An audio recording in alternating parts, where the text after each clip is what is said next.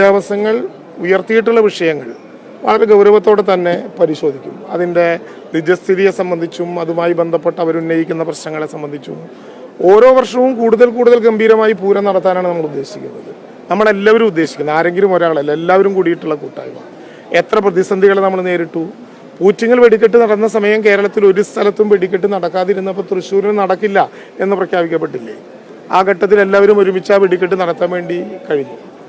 തെച്ചിക്കോട്ടുകാവ് രാമേന്ദ്രനെ എഴുന്നള്ളിക്കാൻ പ്രത്യേകിച്ച് നെയ്തിലക്കാവ് ഭഗവതിയുടെ തിടമ്പേറ്റി എല്ലാ വർഷവും പൂര വിളംബരം നടത്തിയിരുന്ന തെച്ചിക്കോട്ടുകാവ് രാമേന്ദ്രനെ ആ ഘട്ടത്തിൽ ആകില്ല എന്ന പ്രതിസന്ധിയുടെ മുമ്പിൽ ആന പ്രേമികളും പൂരപ്രേമികളും ഒക്കെ പ്രയാസകരമായ അനുഭവം ഉണ്ടായപ്പോൾ എല്ലാവരും ഒരുമിച്ച് നിന്ന് തെച്ചിക്കോട്ടുകാവ് രാമേന്ദ്രൻ തന്നെ അന്ന് നട തുറന്ന അഭിമാനകരമായ അനുഭവത്തിലേക്ക് പോയി. ദേവസ്വവുമായി ബന്ധപ്പെട്ടും പൂര നടത്തിപ്പുമായി ബന്ധപ്പെട്ടും നിരവധി കോടതി വിധികളും പെസോ ഉൾപ്പെടെയുള്ള ഏജൻസികളുടെ നിയന്ത്രണങ്ങളും ഒക്കെ ഉണ്ടായ ഒരു കാലമാണിത്. സ്വാഭാവികമായിട്ടും കോഡ് ഓഫ് കോണ്ടാക്ട് നിലവിലുള്ള ഒരു ഘട്ടം എന്ന നിലയിൽ പരിചയസമ്പന്നരായിട്ടുള്ള ഉദ്യോഗസ്ഥന്മാരുടെ കുറവും അല്ലെങ്കിൽ മാറി വന്നവരുടെ ധാരണകളും ഒക്കെ ഇതിൻ്റെ ഭാഗമായിട്ടുണ്ടാകാം. എന്നാൽ എല്ലാവരുടെയും ലക്ഷ്യം പൂരം ഗംഭീരമായി നടത്തുക, സുരക്ഷ ഉറപ്പാക്കുക എന്നുള്ളതായിരുന്നു. ആ വിധത്തിൽ അത് മുന്നോട്ട് പോയി. ഇടക്കാലത്ത് മുറിയുകയല്ല, ഉപചാരം ചൊല്ലി പിരിയുന്നത് വരെ ഒരു ചടങ്ങും ഭേദമില്ലാത്ത വിധം അത് നടത്തപ്പെട്ടു.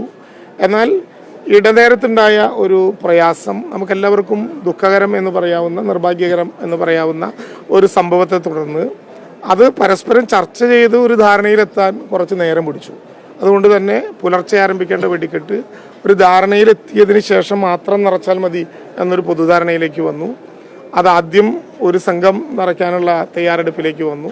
മറ്റവരും ഒരു പ്രയാസവും ഇല്ലാത്ത വിധത്തിൽ കാര്യങ്ങൾ അവതരിപ്പിക്കപ്പെടുന്ന എല്ലാ പ്രശ്നങ്ങളും ഉണ്ടെങ്കിലും വ്യക്തിപരമായി ഒക്കെ അവരുമായി വിളിച്ച് സംസാരിക്കുമ്പോൾ എന്തൊക്കെയാണെങ്കിലും പൂരം നടത്തുക എന്ന ഉത്തരവാദിത്വത്തിലാണ് നമ്മൾ നിൽക്കുന്നത് എന്ന ഉറച്ച ബോധത്തോടെ നല്ല പക്വത കാണിച്ചുകൊണ്ട് ആ കാര്യത്തിൽ ഇടപെടാൻ ദേവസ്വങ്ങൾക്ക് കഴിഞ്ഞു.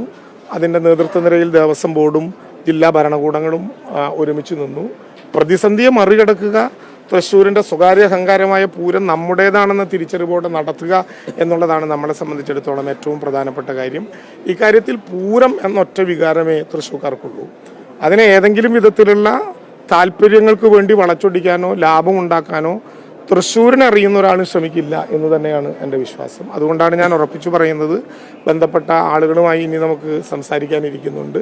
അവർക്ക് ഏതെങ്കിലും വിധത്തിലുള്ള പരാതികളുണ്ടെങ്കിൽ ആ പരാതികൾ നമ്മൾ പരിശോധിക്കും. പൂരം അടുത്ത വർഷം തോറും മാറ്റേണ്ട എന്തെങ്കിലും ഉണ്ടെങ്കിൽ അത് മാറ്റാനുള്ള കടുത്ത നടപടികൾ എടുക്കും. ഇപ്പോൾ 2 വർഷക്കാലം മുമ്പ് നടന്ന പൂരത്തിൽ സാമ്പിൾ വെടിക്കെട്ട് മുതൽ തന്നെ ഉണ്ടായിരുന്ന പ്രതിസന്ധികളില്ലേ? ആളുകൾ നിർത്തിയില്ലെങ്കിൽ പൊട്ടിക്കാൻ പറ്റില്ല എന്ന പ്രശ്നമുണ്ടായി. ആളുകൾ എത്ര മീറ്റർ നീക്കണമെന്ന പ്രശ്നമുണ്ടായി. പെസോ കടുത്ത നിബന്ധനകളിലേക്ക് പോയി. സർവേ ഡിപ്പാർട്ട്മെൻറ്റിനെ കൊണ്ട് പ്രത്യേകമായി നമ്മൾ അളപ്പിക്കാൻ തീരുമാനിച്ചപ്പോൾ കഴിഞ്ഞ തവണ ഇപ്പോൾ കാണാവുന്ന വിധത്തിൽ പ്രൈഡ് ഉൾപ്പെടെയുള്ള ഭാഗങ്ങളിലെ ബാരിക്കേഡിൻ്റെ പിന്നിൽ നിൽക്കാൻ ആളുകൾക്ക് അവസരം കിട്ടി. അപ്പോൾ ഓരോന്നുമായി പരിശോധിച്ച് കൂടുതൽ പൂരത്തെ ജനകീയമാക്കാനും ഏതെങ്കിലും വിധത്തിലുള്ള ആശങ്കയില്ലാത്ത വിധം നടത്തിക്കാനും ആവശ്യമായ നടപടികൾ എന്താണോ അതെല്ലാം എടുക്കും. സ്വാഭാവികമായിട്ടും കോഡ് ഓഫ് കോണ്ടാക്ട് നിലനിൽക്കുന്നത് കൊണ്ട് തന്നെ നേരത്തെ വിളിച്ചു ചേർക്കപ്പെട്ട യോഗങ്ങൾ കഴിഞ്ഞാൽ പിന്നെ ചിലതിലേക്ക് പോകാനുള്ള സാഹചര്യം ഉണ്ടായില്ലെങ്കിലും ജില്ലാ ഭരണകൂടവും ദേവസ്വങ്ങളും ഉയർന്ന പക്വതയോടെ തന്നെ ഈ കാര്യത്തിനെ സമീപിച്ചു.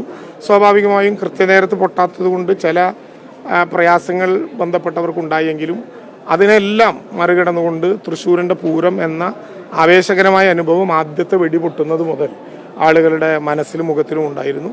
ഈ സന്തോഷത്തോടെ പിരിയുകയാണ് ഏറ്റവും നല്ലത്. മറ്റു കാര്യങ്ങളെല്ലാം തുടർന്ന് നമുക്ക് പരിശോധിച്ച് ആവശ്യമായ നടപടി